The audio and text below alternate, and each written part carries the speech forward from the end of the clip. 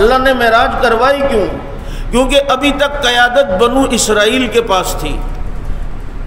بنی اسرائیل سمجھ رہے تھے جناب قیادت ہماری ہے۔ اب چونکہ نبوت بنو اسماعیل میں آئی، حضرت اسماعیل علیہ السلام کی اولاد میں میرے نبی ہیں، اور بنو اسرائیل کی قیادت کا ہیڈ کوارٹر وہ مسجد اقصی تھا، ان کا قبلہ مسجد اقصی تھی، ان کا مرکز مسجد اقصی تھا۔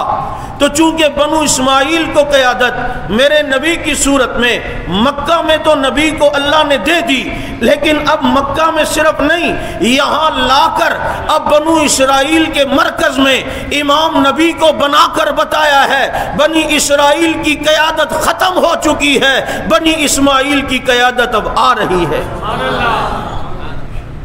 اب پچھلی ساری قیادتیں ختم۔ سن لو، اب جو مکہ میں نبی بنی اسماعیل میں سے آیا، اب وہ مسجد اقصی میں بنی اسرائیل کے قیادت کے ہیڈ کوارٹر میں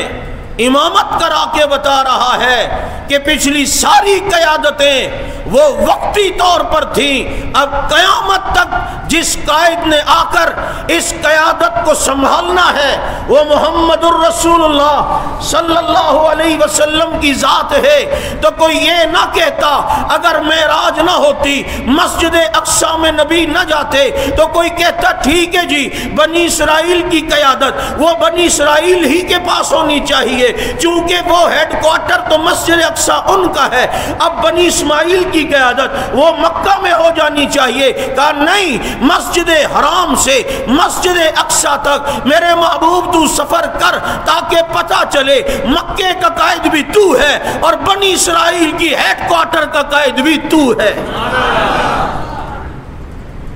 کہ جناب اب